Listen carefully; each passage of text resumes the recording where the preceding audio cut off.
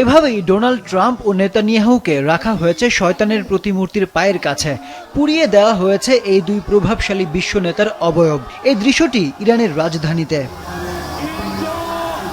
সরকারের নিষেধাজ্ঞা থাকায় ইরানি জনগণ এবার উদযাপন করতে পারছে না নিজেদের ঐতিহ্যবাহী জাতীয় উৎসব নওরোজ বা অগ্নি উৎসব। তবে তেহরানে শহীদদের স্মরণে এই র্যালিতে এসে এমন দৃশ্য দেখে কিছুটা উদযাপনের স্বাদ পাচ্ছেন ইরানিরা, যে উদযাপন প্রতিশোধের। ভিন্ন চিত্র দেখা গেছে স্পেনের বার্সেলোনায়। আগুনের উপর লাফ দিয়ে কিছু ইরানিরা নওরোজ উৎসব পালন করছেন। পুরনো দুঃখ কষ্টকে ভুলে নতুন বছরকে বরণ করার প্রতীকী এই লাফ। পোড়াচ্ছেন ইসরায়েলি হামলায় সদ্য নিহত হওয়া আলী লারিজানির ছবি। তবে নিজেদের দেশের ওপর ইসরায়েল ও যুক্তরাষ্ট্রের নির্মম হামলার কোনো প্রতিবাদ নেই, বরং তাদের ধারণা জঙ্গি নিধন করছেন নেতানিয়াহু ও ট্রাম্প।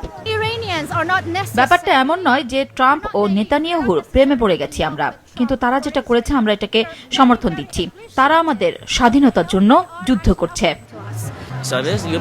ট্রাম্প ও নেতানিয়াহু কোনো সাধারণ মানুষকে হত্যা করছে না, তারা জঙ্গি দমন করার মিশনে নেমেছে। আমরা উদ্বিগ্ন হচ্ছি না। 2 মাস পর আমি আমার পরিবারের সাথে কথা বলেছি, তারা ভালো আছে। এক ভিডিও বার্তায় ইরানের মানুষের জন্য শুভেচ্ছা বার্তা পাঠিয়েছেন ইসরায়েলের প্রধানমন্ত্রী। আমরা ইরানকে সন্ত্রাস মুক্ত করার চেষ্টা করছি। ইরানের সাধারণ মানুষকে আমি নতুন বছরের শুভেচ্ছা জানাচ্ছি। সবাই উদযাপন করুন। এদিকে নওরোজ বা নতুন বছরের অগ্নি উৎসব উদযাপনে সরকারি নিষেধাজ্ঞা থাকলেও তেহরানের শপিং মলগুলোতে মানুষের ভিড় দেখা গেছে, যা দেখে বোঝা যায় জাঁকজমকভাবে না হলেও সাদামাটা ভাবে 3000 বছরের প্রাচীন উৎসবটি পালন করতে চায় ইরানের জনগণ। পৃথিবীর অন্যতম প্রাচীন ও ঐতিহ্যবাহী উৎসব নওরোজ।